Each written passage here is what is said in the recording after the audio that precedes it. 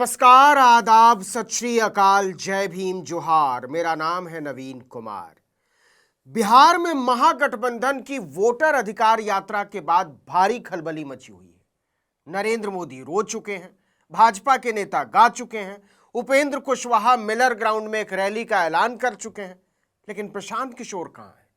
दरअसल राहुल गांधी की वोटर अधिकार यात्रा से किसी का रंग अगर सबसे ज्यादा फीका पड़ा है तो प्रशांत किशोर का। इसके पहले उनकी धूम मची हुई थी, कम से कम सोशल मीडिया पर तो वही छाए हुए थे। टेलीविजन के पत्रकारों की भी इंटरव्यू के लिहाज से पहली पसंद बने हुए थे, लेकिन इन 15 दिनों में उनका जलवा फीका पड़ा। अब प्रशांत किशोर एक बार फिर से पुरानी चमक पाने की कोशिश में जुट गए हैं, और इस कोशिश के तहत जो उन्होंने पहला बम फोड़ा है वो ये कि मैं विधानसभा चुनाव तेजस्वी यादव के खिलाफ लड़ूंगा। लेकिन इसके अलावा भी उन्होंने एक सीट और चुनी है। चलिए जरा समझते हैं कि प्रशांत किशोर जिस तरह से राजनीति के धागे बुन रहे हैं वो कितना कारगर साबित होगा।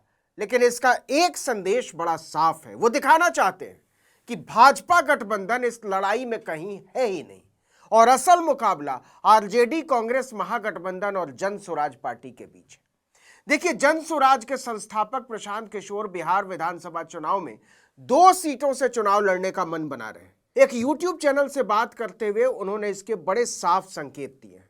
उन्होंने कहा, मैं लोगों से कहता आया हूं चुनाव 2 ही जगहों से लड़ना चाहिए, पहला जन्मभूमि और दूसरा कर्मभूमि से। आप कह सकते हैं कि अगर प्रशांत किशोर का फॉर्मूला उनकी पार्टी का हर नेता अपनाने लगे और आजमाने लगे तो जन स्वराज को 123 उम्मीदवारों की जरूरत पड़ेगी। लेकिन प्रशांत किशोर जानते हैं कि यह नियम उनकी पार्टी में उनके अलावा किसी एक नेता पर भी लागू नहीं हो सकता। लेकिन प्रशांत किशोर कहते हैं कि जन्मभूमि के हिसाब से उन्हें सासाराम के करगहर विधानसभा से चुनाव लड़ना चाहिए और कर्मभूमि के हिसाब से राघोपुर से लड़ना चाहिए। बाकी जगह से चुनाव लड़ने का कोई मतलब नहीं है। अब देखिए कि राघोपुर कम से कम 45 साल से लालू यादव का गढ़ रहा है, आज भी है। हालांकि इस सीट से उनकी भी हार हुई है और उनकी पत्नी राबड़ी देवी की भी। तो क्या इतिहास प्रशांत किशोर पर इतना ही मेहरबान होगा, या फिर वो दिन में सितारों के सुनहरे स्वप्न देख रहे हैं? प्रशांत किशोर ने कहा कि अगर चुनाव लड़ेंगे तो तेजस्वी के खिलाफ ही लड़ेंगे, दूसरी जगह से चुनाव लड़ने का क्या फायदा है। इस पर प्रशांत किशोर से पूछा गया कि क्या नीतीश कुमार के खिलाफ चुनाव नहीं लड़ेंगे, तो उनका जवाब था, नीतीश कुमार चुनाव लड़ेंगे तो निश्चित तौर पर उनके खिलाफ मैं चुनाव लड़ूंगा, पार्टी से लड़कर वहां से टिकट लूंगा। हालांकि 20 वर्षों से नीतीश कुमार चुनाव नहीं लड़े हैं, वो पीछे के दरवाजे से राजनीति कर रहे हैं, और इस बार भी उम्मीद कम है कि वो विधानसभा का चुनाव लड़े। अब देखिए कि प्रशांत किशोर ने इसके साथ ही यह भी जोड़ दिया कि कौन कहां से चुनाव लड़ेगा इसका अंतिम फैसला पार्टी करेगी, और इसके लिए 35 सदस्यों की एक कमेटी बनाई गई। हालांकि अपने आप में अलग किस्म का सवाल है कि जन स्वराज में वो कौन सा नेता या कमेटी है जो प्रशांत किशोर की इच्छा को आदेश मानने से इनकार करेगी। जब पार्टी के पदाधिकारियों से इस बारे में सवाल किया गया कि प्रशांत किशोर तो कह रहे हैं पार्टी तय करेगी, तो सबने इस सवाल को यह कहते हुए टाल दिया कि अभी इस पर कुछ भी तय नहीं हुआ है। यह भी सबको पता है कि जन स्वराज में वही तय होगा जो प्रशांत किशोर चाहेंगे। अब जरा उन दोनों सीटों का समीकरण समझ लीजिए जो प्रशांत किशोर ने अपने लिए चुनी है। पहली सीट है सासाराम की करगहर। प्रशांत किशोर यहीं के मूल निवासी हैं। करगहर से चुनाव लड़कर पीके ये संदेश दे सकते हैं कि वो बिहार में बदलाव की जो राजनीति करने आए हैं उसकी शुरुआत अपने घर से करना चाहते हैं। लेकिन इसमें एक अड़चन है, और अड़चन है भारी, क्योंकि करगहर एक लौकुश बहुल विधानसभा क्षेत्र है। मतलब इस सीट पर लगभग 65,000 कुर्मी कोयरी आबादी है।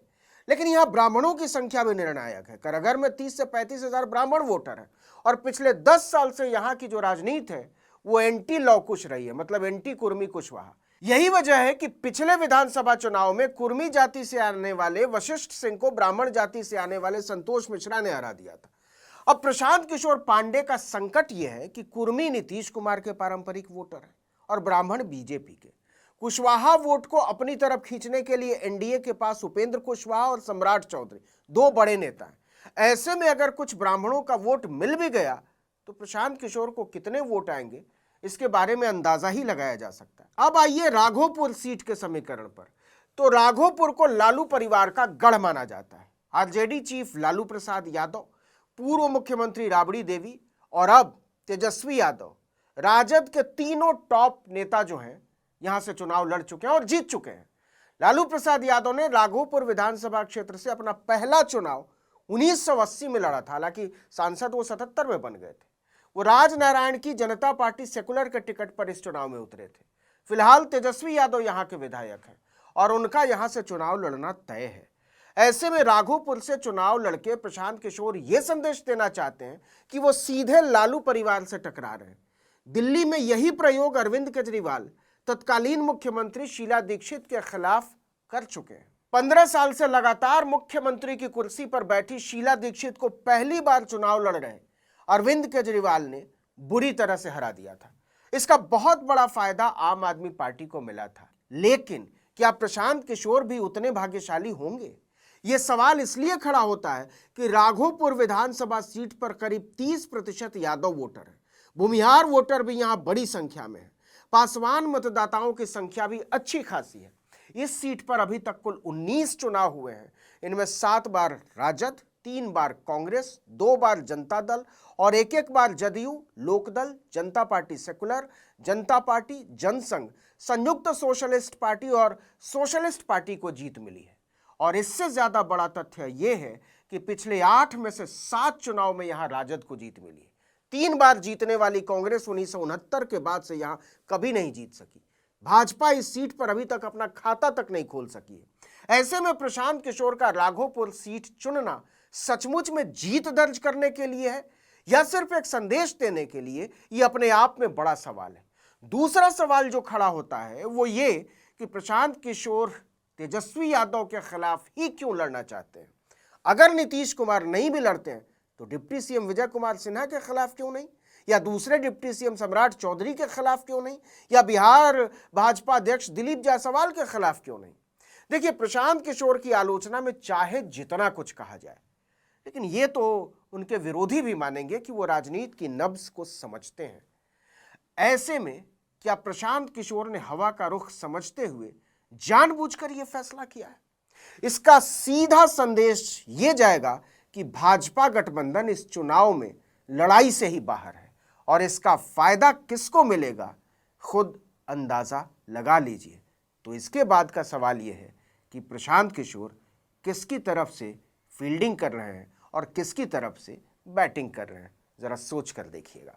इस वीडियो में इतना ही, लेकिन अगर आपने आर्टिकल 19 इंडिया को अब तक सब्सक्राइब नहीं किया है तो फौरन कर लीजिए, बेल आइकॉन दबाइए, घंटी जैसी आकृति, लाइक कीजिए और कमेंट करके बताइए हमारा वीडियो आपको कैसा लगा। हमारा ट्विटर हैंडल है आर्टिकल 19_इंडिया और मेरा ट्विटर हैंडल है नवीन जर्नलिस्ट। नमस्कार।